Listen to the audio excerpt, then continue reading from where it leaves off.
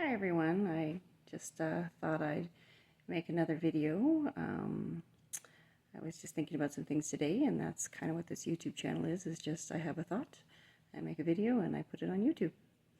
So today's topic is grief, and I'm not talking about the kind of grief when someone passes away and you're going through that grieving experience.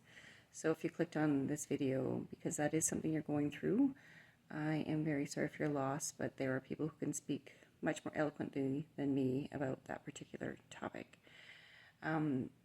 Here I'm talking about grief in a way that we don't usually use the word grief, but I think we could for many of the losses that we experience in life.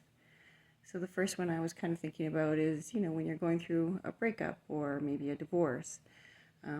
Again, normally we don't describe that as a grieving process, but when you go through something like that, you do experience a lot of the things that are associated with the grieving process, like anger and bargaining and denial and depression and all those things.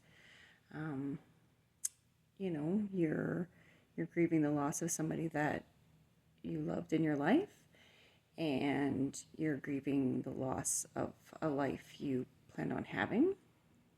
And I know for myself, when I went through my divorce, I was grieving the loss of a part of my identity.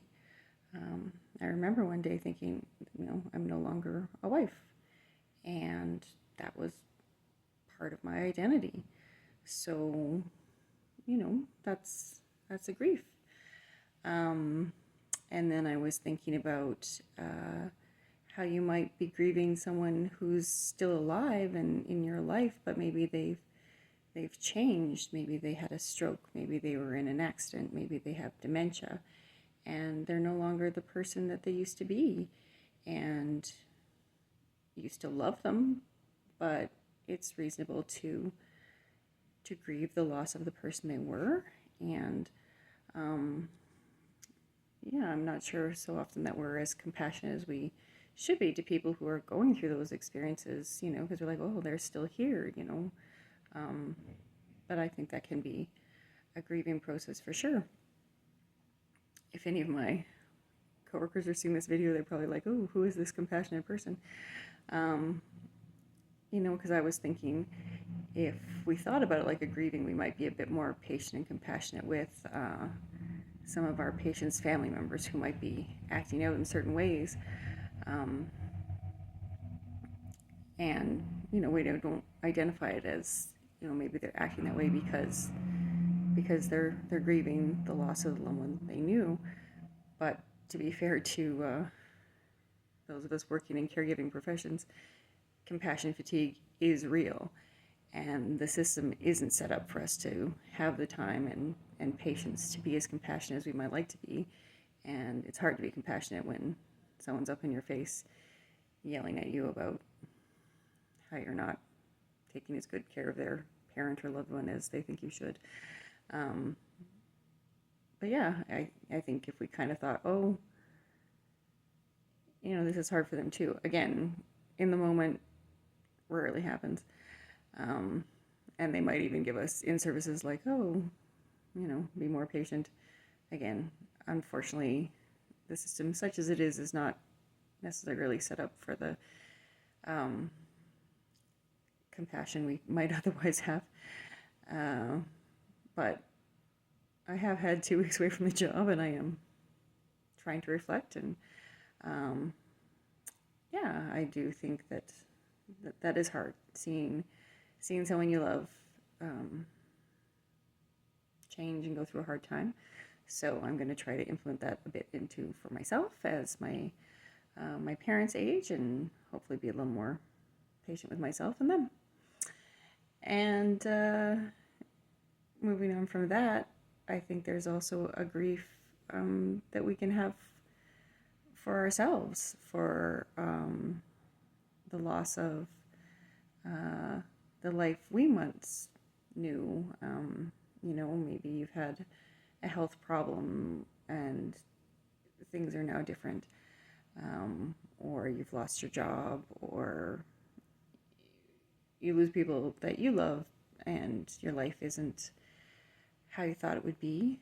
And I was thinking of, as we age, I've been working with a geriatric population since I was 16, and they're grieving themselves. They're grieving losses of freedoms. Their mobility isn't the same. They might not be able to drive anymore. They might not be able to live in their home anymore. And they've gone through many losses themselves of friends and family and pets and all that kind of stuff.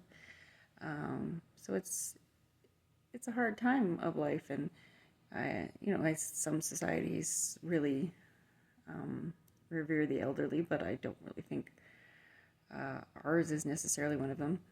And so sort of a loss of your status in society, and people sort of put you in a corner and try to forget about you. And so again, could we have more compassion if our seniors are maybe acting in ways that are not ideal? And again, I myself am guilty of not always being the most patient person with my patients.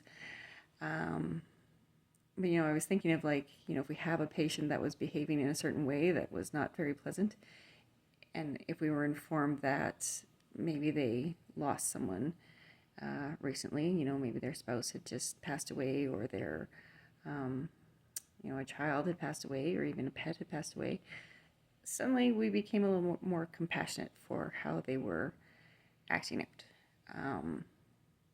But we would never use the term, oh, well, they're grieving the life they once knew. I mean, if they were with us, they'd gone to the hospital because of something that had happened, and ideally, they would recover, but not always back to the way they were before. But even, they've probably already been experiencing a decline in how they were functioning. And so, yeah, they might be in the process of grieving the life that they were either slowly or quickly losing. And again, would we be a little more patient, a little bit more compassionate if that was our wording of grief? So, yeah. Overall, we could probably all stand to be a little more kind and patient with each other. And just some thoughts I was having, and that's all I have to say.